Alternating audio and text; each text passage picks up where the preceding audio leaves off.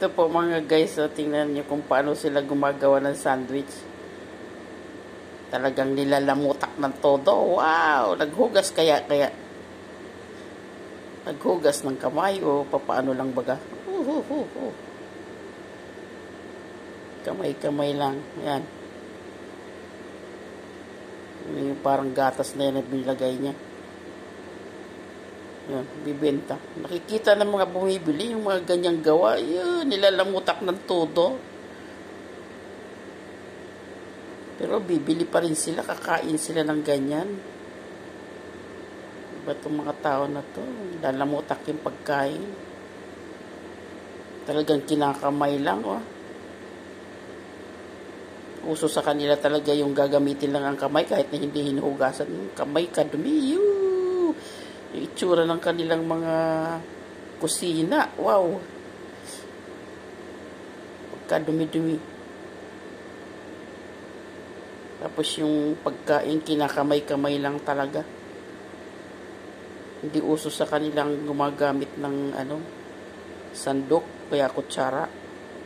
Kamay, o kaya paa. Wow! Yan, oh. Kadumi. Dinodokot sa kung saan yung disco po. Yung itsura ng kanilang tindahan. Wow. Ganyan. Kakain ka ng ganyan. Yan, binibigay sa tao. Yung mga tao na bumibili, alam nila yung binibili nila na marumi. Pero bili pa rin sila, kain pa rin sila. Sadyang ganyan siguro talaga sila eh. Walang problema sa kanila yung itsura ng gawa. Mahalaga lang siguro makakain. Ay. Grabe. Tingnan mo nga yan, no? Itsura ng lugar na kanilang pinagtitindahan. Wow! Super dumi.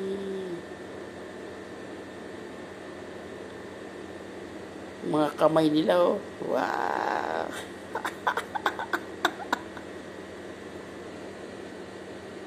Ito po mga guys, oh. Iba yung bilog na nila parang binasag. Oh, kamay-kamay lang. Yan. Lamutak.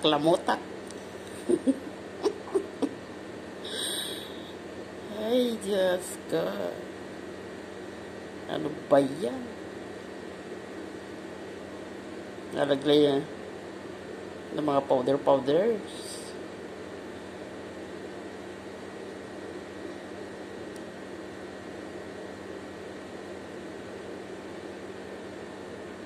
Kamay talaga, mano-mano.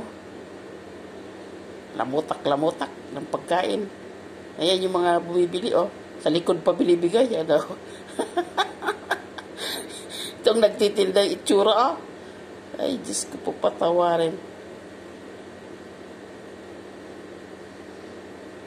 Kain. Walang pake, sige. Nagtitinda, akala mo natatae. Wala. Kain. Sarap. Kamay-kamay lang. Yan, oh, bilog na lalagyan nilang palaman sa loob. Yan. Kamay-kamay, lamutak. Tsura ng kanilang mga lalagyan. Dumi. Raw. Lagay yan ng pamana, no? Ang pasarap.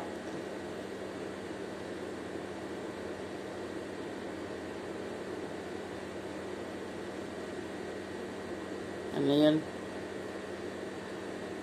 Puti. Yogurt siguro.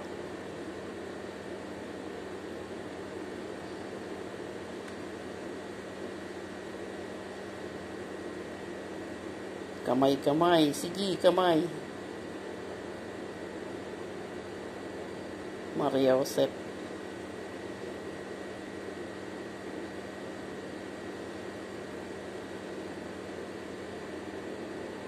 Nagtitinda yung asta niya parang ano natatae. Halo, halo, halo. Yan. Masarap na yan.